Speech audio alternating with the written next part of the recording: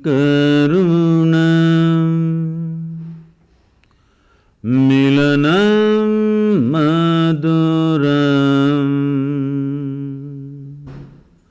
smaranam karunam kalavashadiha sakalam karunam samayadipate akilam karunam. Good evening. Good evening, everyone. I said good evening. I thought you're not on talking terms with me already. Good evening, everyone. Welcome to Visionary Women. You probably know, and most of you know, that Sadhguru is known as being a mystic and a humanitarian. And now you see by the video that he's known for his mountain biking. This humanitarian doesn't concern with my diet, okay? Well, and he's also known for his incredible sense of humor, his warmth. Like vegetarian, non-vegetarian, humanitarian, I hope people don't misunderstand that. Yeah. But most impressive, I have to say, is my husband and I were at your ashram probably 2 years ago, and we got a first glimpse at what you do in rural areas by uplifting them from poverty, from the huge schools that you run. And we at Visionary Women feel that it's a huge honor to have you here tonight, so we can discuss a few things that is of importance to us as well. So, welcome to our community at Visionary Women. And the purpose, I'm so sorry, I feel that maybe I'm looking back at people, but the purpose of our Salon series is to create experiences of learning, meaning, and belonging for our members and for those who soon will be our members, right? Yes. And as I was talking to you just a little bit earlier before the event, what we see in the national conversation this past year is that people are trying to refigure how men and women should interact with each other. And I thought that it would be very appropriate for tonight to also invite men in our forum. Given that we're a women's organization, we're very well aware, not only our board, but our whole membership, that in order to have true understanding, we need to be talking about these conversations aloud, collectively, and most importantly, with an open heart. And men are our partners, our brothers, our fathers, our husbands, and our allies. And we wanted to start off first really talking about maybe the whole idea of consciousness, what it means. For those of you who haven't watched Sadhguru, there are hundreds of YouTube videos and of his teachings. And there was one at MIT that you were talking about consciousness that I thought would be very interesting for our audience to really get the definition of what it means. See, what is a man and what is a woman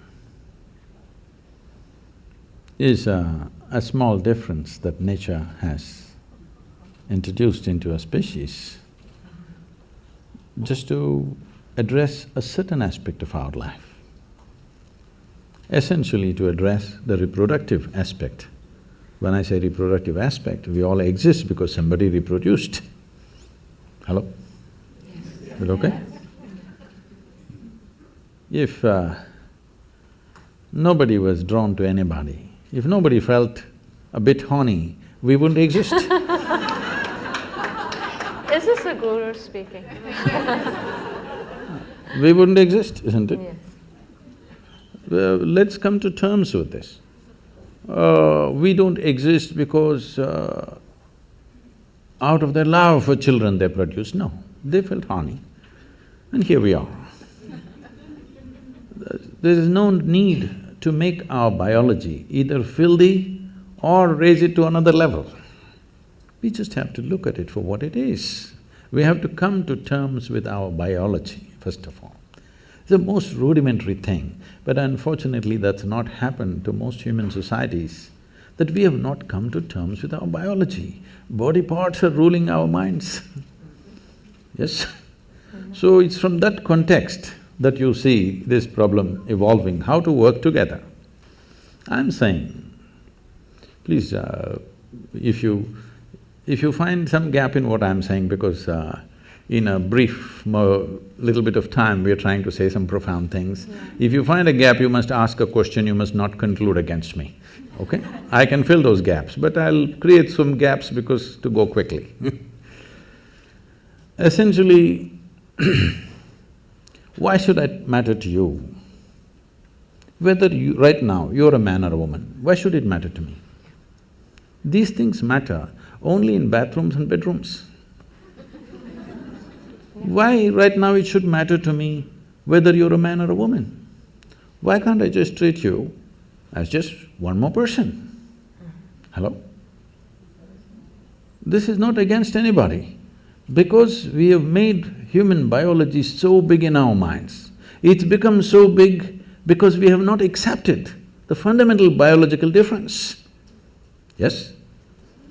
Because for thousands of years, religions and philosophies have been telling you what's wrong about your biology, how the fundamentals of your biology is not okay, how the fundamentals of your biology is sin. Because of this, we came to a certain level of resistance about human biology, particularly a woman's biology. Because of this, these things have become big, because the nature of human mind is such, whatever you resist becomes the biggest thing in your mind. Right now, if I tell you as an experiment, next 10 seconds, nobody should think of monkeys. Try, please. You will only be thinking of monkeys. So this has become a crazy thing in the world.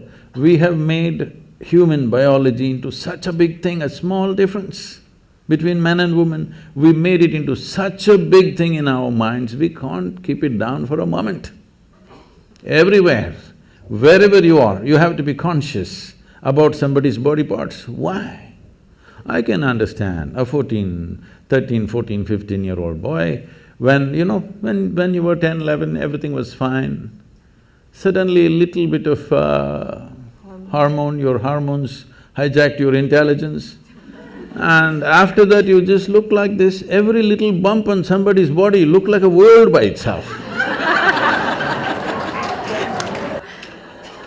Till then you were quite okay. I think that happens at a certain point, but at least by 20, you must fix yourself. Again, you must become normal, you must be able to look at a human body just as it is, without giving it all kinds of meanings. This is what consciousness means, because consciousness is an intelligence beyond your physiological and psychological structure. See, when we sit here, your body is your body, my body is my body. No way these two things can be one.